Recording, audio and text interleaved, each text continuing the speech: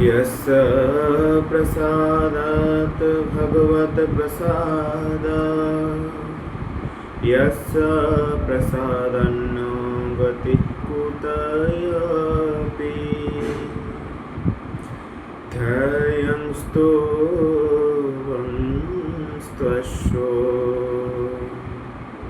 यस्य स्त्री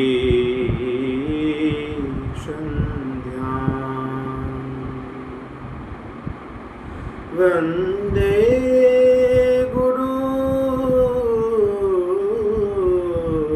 श्री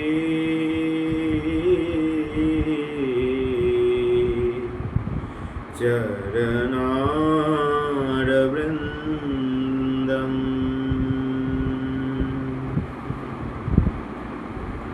आजानुलम्बितभुजौ कनकायवदातौ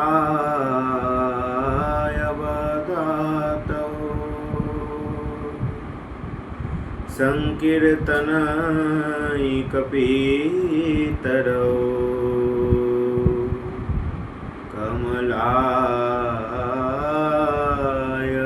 कमलायताक्षौ विश्वम्भरौ द्विजवरौ योगधर्म पालौ वन्दे जगत्प्रियो करौ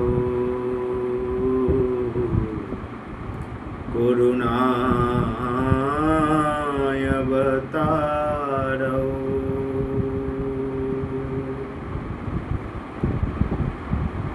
भक्तगोष्ठी सहित गौरांग जय जय शुनिले चैतन्य कथा भक्तिलभ्य হয়।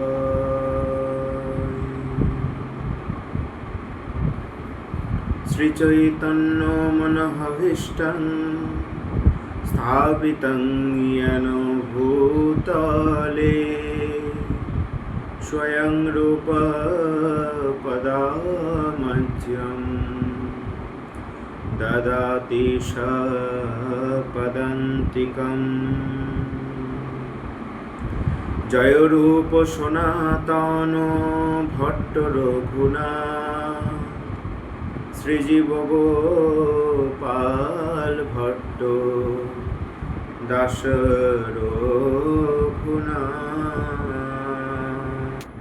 এই ছয় গোসাইয়ের করি চরণ বন্দন, যাহা হইতে বিঘ্ন নাশ অভীষ্ট পূরণ।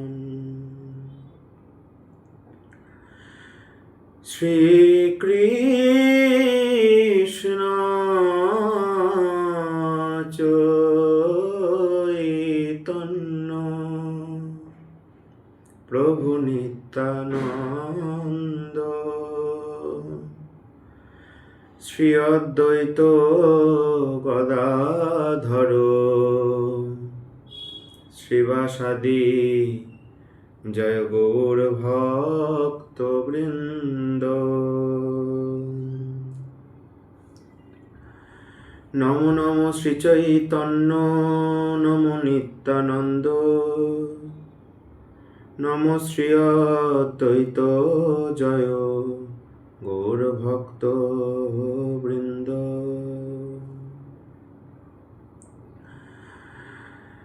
জয় জয় শ্রী চৈতন্য, জয় গৌর হরি। সীতানাথের রানানিধি নদিয়া বিহারী রসিক ভগতকুল মুকুটমণি কৃষ্ণদাস কবিরাজ গোস্বামীপাদ তার বিরচিত শ্রী শ্রী চৈতন্য চরিতামৃত গ্রন্থে আদিলীলার প্রথম পরিচ্ছেদে মঙ্গলাচরণের তৃতীয় শ্লোকে বস্তু নির্দেশরূপ মঙ্গলাচরণ করেছেন বা বস্তু নির্দেশাত্মক মঙ্গলাচরণ করেছেন। মূলত যে মঙ্গলাচরণের মাধ্যমে পাঠকের কাছে গ্রন্থাকারের অভিপ্রায়টি ফুটে ওঠে, বা গ্রন্থ রচনার মূল উদ্দেশ্য কী বা গ্রন্থ রচনার বিষয়বস্তু কী তা পাঠকের কাছে পরিষ্কার হয় যে বিশেষ প্রকার মঙ্গলাচরণের মাধ্যমে, সেই মঙ্গলাচরণটিকে বস্তু নির্দেশাত্মক মঙ্গলাচরণ বলা হয়। বস্তু নির্দেশাত্মক মঙ্গলাচরণে পুরো শ্লোকটিতে খুব সংক্ষেপে গ্রন্থাকার গ্রন্থের প্রতিপাদ্য বিষয়টিকে তুলে ধরেন পাঠকের কাছে।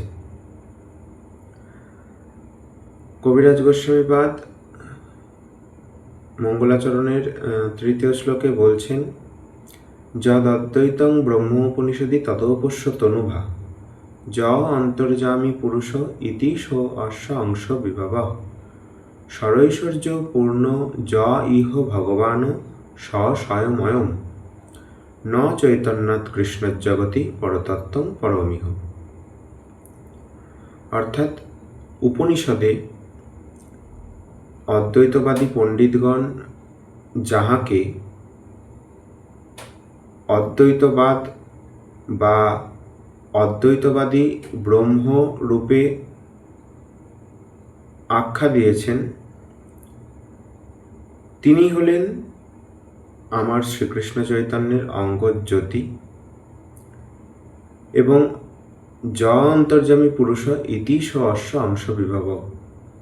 অর্থাৎ যোগীগণ অন্তর্যামী পুরুষ রূপে যার উপাসনা করেন, তিনি হলেন এই শ্রীকৃষ্ণ চৈতন্যের অংশের অংশ বা অংশ বিভূতি এবং স্বর ঐশ্বর্যপূর্ণ য ইহ ভগবান, অর্থাৎ স্বর ঐশ্বর্যপূর্ণ যিনি ভগবান, স স্বয়ং অয়ম, তিনি এই শ্রীকৃষ্ণ চৈতন্যই, অর্থাৎ তিনি ইনি। অর্থাৎ স্বর ঐশ্বর্যপূর্ণ ভগবানই এবং শ্রীকৃষ্ণ চৈতন্যে কোনো প্রকার ভেদ নাই। ন চৈতন্যাৎ কৃষ্ণজগতি পরতত্ত্বং পরমিহ। এই জগতে শ্রীকৃষ্ণ চৈতন্য ব্যতীত অন্য কোনো পরতত্ত্ব নেই, বা শ্রীকৃষ্ণ চৈতন্যরূপী কৃষ্ণ ব্যতীত অন্য কোনো পরতত্ত্ব বা শ্রেষ্ঠ তত্ত্ব এই জগতে নেই। শ্লোকে আমরা তিনটি বিষয় সম্পর্কে বা তিনটি বিষয়ের উপর আলোকপাত করা হয়েছে: ব্রহ্ম,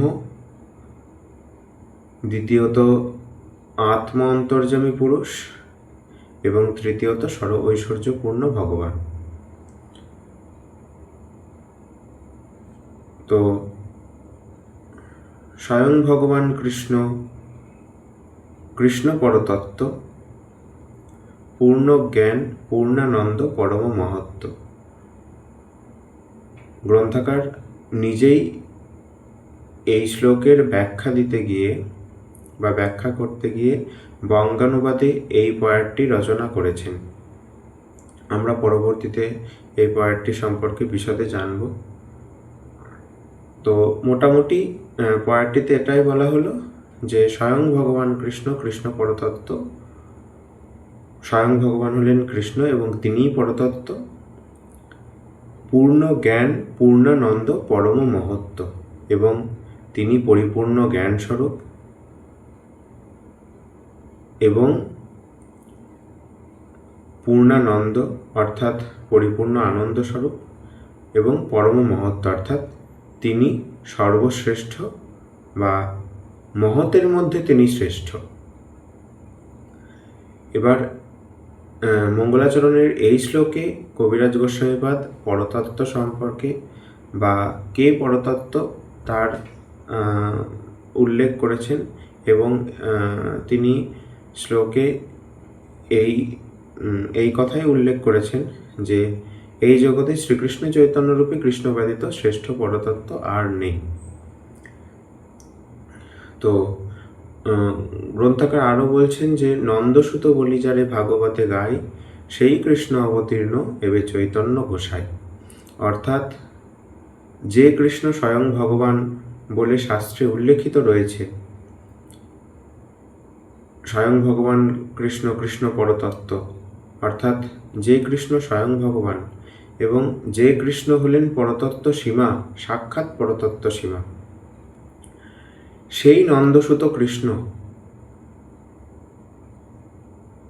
তিনি নদিয়ায় নবদ্বীপে এবে চৈতন্য গোসাই রূপে অবতীর্ণ হয়েছেন। এবং আরও বলছেন যে প্রকাশ বিশেষে তেহ ধরে তিন নাম, ব্রহ্ম, আত্মা এবং পূর্ণ ভগবান। প্রকাশ বিশেষে এই শ্রীকৃষ্ণ চৈতন্য বা এই কৃষ্ণ তিনটি রূপে সাধকের কাছে বা তিনভাবে সাধকের কাছে তাদের সাধন পদ্ধতি অনুযায়ী মূলত তিনভাবে সাধকের কাছে উপস্থাপিত হন। প্রথমত ব্রহ্ম বা পরব্রহ্ম যাকে বলা হয়, অর্থাৎ উপনিষদের যে অদ্বৈতবাদের যে ব্রহ্ম। দ্বিতীয়ত আত্ম অন্তর্যামী পুরুষ এবং তৃতীয়ত হলেন সর্বৈশ্বর্যপূর্ণ ভগবান। প্রকাশ বিশেষে দেহ ধরে তিন নাম, ব্রহ্ম, আত্মা এবং পূর্ণ ভগবান। তো শ্লোকে এই তিনজনের কথাই কিন্তু বলা হয়েছে এবং তিনজনের পরিচয় গ্রন্থাকার অতি সংক্ষেপে, অতীব সুকৌশলে, খুব স্বল্পের মধ্যে তা বর্ণনা করেছেন। ব্রহ্ম হলেন বা উপনিষদে যে অদ্বৈত ব্রহ্মের কথা বলা হয়েছে, সেই ব্রহ্ম শ্রীকৃষ্ণ চৈতন্যেরই অঙ্গজ্যোতি বা কৃষ্ণ অঙ্গের জ্যোতি। তো এই সম্পর্কে কবিরাজ গোস্বামী বলছেন, আদিলীলার 2য় পরিচ্ছেদে বলছেন যে তাহার অঙ্গের শুদ্ধ কিরণমণ্ডল উপনিষদ কহে তারে ব্রহ্ম সুনির্মল। যে তার অঙ্গের যে শুদ্ধ কিরণমণ্ডল, অর্থাৎ আমার কৃষ্ণ অঙ্গের বা শ্রীকৃষ্ণ চৈতন্য অঙ্গের যে বিশুদ্ধ কিরণমণ্ডল, অর্থাৎ তার যে কান্তি, সেই কান্তি আর কেউ নয়, তিনি হলেন উপনিষদের অদ্বৈতবাদীগণের উপাসনার ব্রহ্ম বা অদ্বৈতবাদীগণ যে ব্রহ্মকে উপাসনা করেন, সেই ব্রহ্ম হলেন আমার শ্রীকৃষ্ণ চৈতন্যের অঙ্গকান্তি। তাই বলছেন যে তাহার, অর্থাৎ এখানে তাহার বলতে শ্রীকৃষ্ণ চৈতন্যকে বোঝানো হয়েছে বা গৌরাঙ্গ মহাপ্রভুকে বোঝানো হয়েছে। কারণ গৌরাঙ্গ মহাপ্রভুই কৃষ্ণ এবং কৃষ্ণ এবং গৌরাঙ্গ মহাপ্রভুতে কোনো প্রকারের ভেদ নাই। যিনিই কৃষ্ণ তিনিই এবে নদিয়ায় চৈতন্য গোসাই। এবং এই চৈতন্য গোসাই বা এই শ্রীকৃষ্ণের অঙ্গের যে বিশুদ্ধ কিরণমণ্ডল, সেই বিশুদ্ধ কিরণমণ্ডলই উপনিষদের অদ্বৈতবাদীগণের কাছে ব্রহ্ম। এবং শুধু তাই নয়, চর্মচক্ষে দেখে জয়ছে সূর্য নির্বিশেষ, জ্ঞান মার্গে লইতে নারী কৃষ্ণের বিশেষ। চর্মচক্ষে বা আমাদের চর্মচক্ষুতে যেরকম সূর্যকে নির্বিশেষ রূপে পরিগণিত হয়, তেমনি জ্ঞানমার্গ বা জ্ঞানমার্গে কৃষ্ণকে নির্বিশেষ রূপে বা কৃষ্ণের বিশেষত্ব, অর্থাৎ তার যে আকার, তার যে বিগ্রহ, সেখানে স্বীকার করা হয় না। কারণ পূর্বেই বলা হলো যে জ্ঞানমার্গের উপাসনাটা হলো অদ্বৈতবাদীগণের উপাসনা এবং এই অদ্বৈতবাদীগণ তারা সবিশেষ বিগ্রহে, অর্থাৎ ঈশ্বরের যে একটি হস্তপদ যুক্ত একটি বিগ্রহ রয়েছে, তারা তা স্বীকার করতে রাজি নন এবং সেই কারণে তারা এই ব্রহ্মকে নির্বিশেষ রূপে উপাসনা করে থাকেন। এবং এই ব্রহ্ম হল শ্রীকৃষ্ণ চৈতন্যের অঙ্গজ্যোতি। অর্থাৎ আমাদের দূর থেকে সূর্যকে দেখলে যেরকম আমরা তাকে দেখি একটি জ্যোতির্ময় বস্তু, সেই রকম ওই জ্ঞানমার্গীদের কাছেও বা জ্ঞানমার্গের উপাসকদের কাছেও ব্রহ্ম হলেন একজন আর কি ওই রকম কোনো জ্যোতির্ময় বস্তু, এবং মানে তার কোনো লীলা নাই, তার কোনো রূপ নাই, তার কোনো রূপ নেই, গুণ নেই। এখানে গুণ অর্থাৎ সত্য রজ তমর ঊর্ধ্বে, এই 3 গুণের ঊর্ধ্বে অর্থাৎ মায়াতীত, এই গুণকেই বোঝানো হয়েছে। অর্থাৎ তার কোনো গুণ নাই, কোনো রূপ নাই, কোনো প্রকার লীলাও নাই। এই হলো ব্রহ্ম উপাসনা। এবং সাধারণ মানুষ চর্মচক্ষে যেমন সূর্যকে দেখে, ঠিক একইভাবে জ্ঞানমার্গের উপাসকগণ ওই ব্রহ্মকে ওই সূর্যের মতো জ্যোতির্ময় বস্তুরূপে তারা দর্শন করে থাকেন, এবং তারা ব্রহ্মানন্দে আত্মহারা হন বা ব্রহ্মানন্দে মগ্ন হন। এবার প্রথমত যে ব্রহ্মের কথা বলা হলো তার কিছুটা দিগদর্শন করা গেল। এবার দ্বিতীয়ত শ্লোকে যে আত্ম অন্তর্যামী পুরুষের কথা বলা হয়েছে, সেই আত্ম অন্তর্যামী পুরুষ হলেন যোগীদের উপাসনার বিষয়। এবার আত্ম অন্তর্যামী পুরুষকে না প্রত্যেকটি জীবের হৃদয়ে ভগবান পরমাত্মা রূপে বিরাজ করেন। সে মানুষ হোক, পশু হোক, কীটপতঙ্গ হোক, বৃক্ষলতা আদি গুল্ম হোক, প্রত্যেকটি জীবের হৃদয়ে শ্রী ভগবান পরমাত্মা রূপে বিরাজ করেন। এবং এটিকে উপস্থাপনা করতে গিয়ে কবিরাজ গোস্বামীপাদ গ্রন্থে লিখলেন, অর্থাৎ আদিলীলার 2য় পরিচ্ছেদে উনি পয়ার দিলেন যে অনন্ত স্ফটিকে জয়ছে এক সূর্য ভাসে, তৈছে জীবে গোবিন্দের অংশ পরকাশে।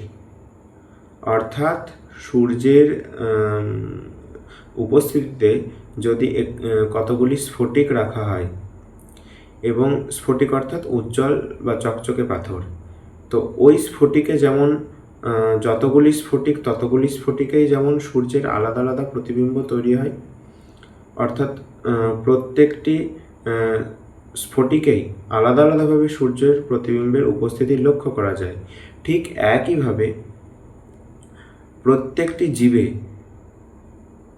সে মানুষ হোক, পশু হোক, কীটপতঙ্গ হোক, বৃক্ষলতা আদি গুল্ম হোক, প্রত্যেকটি জীবের মধ্যে পরমাত্মা ঠিক এই রূপেই বিদ্যমান থাকেন। এবং বলা হচ্ছে যে অনন্ত স্ফটিকে জয়ছে এক সূর্য ভাসে, তৈছে জীবে গোবিন্দের অংশ পরকাশে। অর্থাৎ একই সূর্য যেমন প্রতিটি স্ফটিকে বিদ্যমান, প্রতিবিম্ব রূপে বিদ্যমান থাকে, তেমনিভাবে প্রত্যেকটি জীবের হৃদয়ে পরমাত্মা রূপে শ্রী গোবিন্দ তার অংশ, এই পরমাত্মা হলেন গোবিন্দের অংশের অংশরূপে বা অংশ বিভূতি রূপে বা অংশ বিভব রূপে বাস করেন প্রত্যেকটি জীবের হৃদয়ে। এবং শ্রী গোবিন্দর অংশ যে পরমাত্মা, তিনি কিন্তু একই বস্তু, মানে এমন নয় যে প্রত্যেকটি জীবের হৃদয়ে যে পরমাত্মা বাস করছেন, অর্থাৎ একটি মানুষের হৃদয়ে যে পরমাত্মার বাস, একটি কুকুরের বা একটি ছাগল, গরু ইত্যাদি ইত্যাদি যত প্রকারের কীটপতঙ্গ, সেই কীটপতঙ্গ আদি যত জীব, মানুষ সহ যত জীব, তাদের মধ্যে কিন্তু ওই একই পরমাত্মারই বাস থাকে।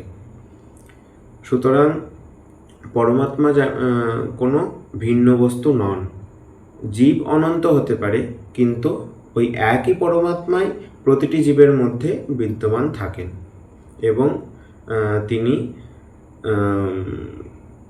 জীবের কর্মের সাক্ষী থাকেন, তার ভালো মন্দ কর্মের সাক্ষ্য হিসেবে তিনি রয়ে যান। তার বিশেষ কোনো লীলা পাওয়া যায় না, বা এই পরমাত্মারও বা আত্ম অন্তর্যামী পুরুষের সৃষ্টিকার্য বিষয়ক লীলা ব্যতীত অন্য কোনো লীলায় তাকে অংশগ্রহণ করতে দেখা যায় না। এবং যোগীগণ তাহাকে তাদের হৃদয়ে তাদের অনুভব করেন, এই পরমাত্মাকে অনুভব করেন, এবং অনুভব করে তারা আনন্দ পান। এটাই যোগমার্গের উপাসনা। অর্থাৎ যোগমার্গের উপাসনা মূলত এই হৃদয়ে সাধকগণ তার পরমাত্মাকে ধ্যান করে উপলব্ধি করেন। এটি যোগমার্গের মূল উপাসনা। এবং তৃতীয়ত আরেকটি যে সাধন পন্থার কথা বলা হলো তা হলো ভক্তিমার্গ। ভক্তিমার্গে ষড়ৈশ্বর্যপূর্ণ ভগবান এবং ভক্ত সেখানে তার সেবক, অর্থাৎ ভক্তের সঙ্গে ভগবানের যে সম্পর্ক তা হলো সেব্য সেবকের সম্পর্ক। এবং এখানে উপাসনা পদ্ধতি কেমন না, ভক্ত হলেন সেবক, ভগবানের সেবক, এবং ভগবান হলেন সেব্য বস্তু। ভক্ত ভগবানকে সাক্ষাৎ সেবা করেই আনন্দ বা তৃপ্তি লাভ করে। এটাই হলো ভক্তিমার্গের সাধকদের উপাসনা। এবং শুধু তাই নয়, তারা এই সেবা প্রাপ্তির জন্য তাদের পরিকরত্ব বা ঈশ্বরের পরিকর হিসেবে তারা নিজেদেরকে সাধনায় সিদ্ধি লাভ করান, এবং পরিকরত্ব লাভ করার মাধ্যমে ঈশ্বরের বা ভগবানের নিত্য সেবায় তারা নিযুক্ত হন, এবং ভগবানকে সেবা করার মাধ্যমেই তারা সেবা সুখ লাভ করে থাকেন। এটিই হলো ভক্তিমার্গের উপাসনা। এবার এই যে 3 প্রকারের সাধন পদ্ধতি সম্পর্কে এর মধ্যে আরেকটি কথা বলে রাখা ভালো যে ষড়ৈশ্বর্যপূর্ণ ভগবানের সঙ্গে ভক্তের যে সম্পর্ক তা বোঝানোর জন্য কবিরাজ গোস্বামীপাদ আদিলীলার 2য় পরিচ্ছেদে একটি পয়েরের উল্লেখ করেছেন। ভক্তিযোগে ভক্ত পায় যাহার দর্শন, সূর্য যেন সবিগ্রহে দেখে দেবগণ। অর্থাৎ ভক্তিযোগে ভক্ত সবিগ্রহে সাক্ষাৎ তার ভগবানকে দর্শন করে থাকেন। যেমন আমরা আমাদের সামনে কোনো মানুষকে দেখি বা আমাদের আত্মীয় পরিজনদেরকে দেখি, তেমনিভাবে ভক্তিযোগের মাধ্যমে ভগবানকে সাক্ষাৎ ভক্ত দর্শন করেন, তার সামনে সাক্ষাৎ দর্শন করে থাকেন। ঠিক যেভাবে সূর্যকে দেবগণ সবিগ্রহে দর্শন করেন। পূর্বে বলা হলো যে চর্মচক্ষে সূর্যকে নির্বিশেষ বলে মনে হয়, কিন্তু সূর্য কিন্তু প্রকৃতভাবে নির্বিশেষ নন। কেন না, সূর্যলোকবাসীগণ বা দেবগণ, ইন্দ্র আদি দেবতারা সূর্যকে তার হস্ত পদসহ সাক্ষাৎ দর্শন করে থাকেন। অর্থাৎ হস্তপদসহ একটি বিগ্রহ রূপে সূর্যদেবকে সূর্যলোকবাসীগণ এবং দেবগণ দর্শন করে থাকেন, যা আমাদের প্রাকৃত চক্ষুতে বা চর্মচক্ষুতে যা গোচরীভূত নয়। এবার আমরা তো সাধারণত চর্মচক্ষে যা দেখি বা চর্মচক্ষে আমরা যা দেখতে না পাই তা আমরা বিশ্বাস করি না, এবং চর্মচক্ষে আমাদের যতটুকু গোচরীভূত হয় আমরা ততটুকুকেই বিশ্বাস করে থাকি। কিন্তু এখানে বিশ্বাস অবিশ্বাসের বিষয়টি আনলে চলবে না। তার কারণ আমরা যে সূর্যকে দেখি সেই সূর্যদেবের যে একটি বিগ্রহ আছে বা হস্তপদ সমৃদ্ধ তার যে একটি বিগ্রহ বিদ্যমান, এটি কিন্তু সাধনালব্ধ বিষয়। সুতরাং যুক্তিতর্কের মাধ্যমে এই বিষয়ের নির্ণয় করা কিন্তু অসম্ভব। এখানে আমরা কেবলমাত্র সাধনালব্ধ বিষয়টি নিয়েই আলোচনা করব। এবং শুধু তাই নয়, সূর্যলোকবাসীদের কাছে সূর্য তার রথের উপর আরোহণ করে থাকেন, সেটিও তারা দেখতে পান, কিন্তু আমাদের সাধারণ চর্মচক্ষে এটি কিন্তু গোচরীভূত হয় না। তাই ভক্তিযোগে ভক্ত ঈশ্বরকে দর্শন করেন, কিন্তু বাকি জ্ঞানমার্গ এবং যোগমার্গে এইভাবে সাক্ষাৎ দর্শন কিন্তু হয় না। যোগমার্গে যদিও ভগবানের মাধুর্যঘন মূরতির দর্শনে তারা আনন্দ উপলব্ধি করেন, কিন্তু ভগবানকে সাক্ষাৎ তাদের সামনে দর্শন করা এইভাবে কিন্তু তাদের পক্ষে এই প্রকারের দর্শন কিন্তু হয় না, বা তার সেবা করার যে সুযোগ, এই প্রকারের কোনো সেবা করার সুযোগ তাদের লাভ হয় না। তো যাই হোক, মূলত এখানে জ্ঞানমার্গের উপাসনা পদ্ধতিতে এবং যোগমার্গের উপাসনা পদ্ধতিতে যে মূল বিষয়, সেটির একটি দিগদর্শন মাত্র করা হলো। তবে তিনটির যে পার্থক্য, মূল যে পার্থক্য, সেটি হলো জ্ঞানমার্গে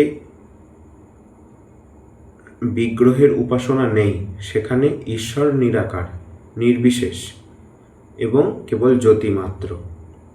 সেখানে জ্ঞানমার্গীগণ বা জ্ঞানমার্গের উপাসকগণ ব্রহ্মজ্যোতি দর্শন করে তারা ব্রহ্মানন্দে মগ্ন হন, এবং এটাই তাদের উপাসনা, এবং তাদের উপাসনাতে তারা ওই ব্রহ্মেই নিজেদেরকে বিলীন হবেন বা বিলীন করবেন, এরকম তাদের একটা বাসনা থাকে, এবং এটিকেই তারা মুক্তি বলে অভিহিত করেন। আর যোগমার্গে যে পরমাত্মার উপাসনা করা হয়, সেই পরমাত্মা হলেন এক মাধুর্যঘন মূরতি, কিন্তু তার কোনো লীলা নাই। তবে যোগমার্গ হলো জ্ঞানমার্গ হইতে যোগমার্গের শ্রেষ্ঠত্ব এই যে জ্ঞানমার্গে ঈশ্বরের সবিশেষ বিগ্রহের উপাসনা নেই বা সেখানে স্বীকারও করা হয় না, কিন্তু যোগমার্গে যোগীগণ তাদের হৃদয়ে ঈশ্বরকে দর্শন করে থাকেন। তার লীলা কেবল সৃষ্টিকার্য জনিত লীলা হলেও অন্য কোনো লীলা তিনি করেন না, কেবল যোগী হৃদয়ে তাকে উপলব্ধি করতে পারে, এইটুকুই, এর চেয়ে বেশি কিছু নয়। এবং এখানে কি হয়, একটি সমস্যা, যে যেহেতু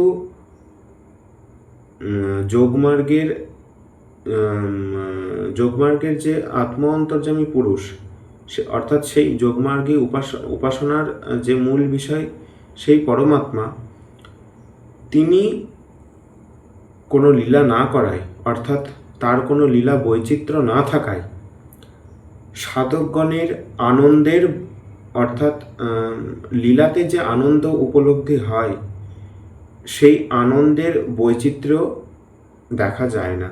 অর্থাৎ সাধনে তারা যোগীগণ যোগমার্গের সাধনায় আনন্দ নিশ্চয়ই পান, প্রত্যেকটি সাধনাতেই সাধক আনন্দ পান, অর্থাৎ সুখ পান বলেই তারা সাধনায় ব্রতী হন, এটা চরম সত্য। কিন্তু এই আনন্দ উপলব্ধির তারতম্য আছে। জ্ঞানমার্গেও ব্রহ্মের উপাসনা করে তারা আনন্দ পান, সেটা ব্রহ্মানন্দ, এবং যোগমার্গেও যোগীগণ পরমাত্মাকে তাদের হৃদয়ে দর্শন করে আনন্দ পান। এটাতেও, এই সাধনাতেও আনন্দ আছে, কিন্তু তা জ্ঞানমার্গ অপেক্ষা শ্রেষ্ঠ।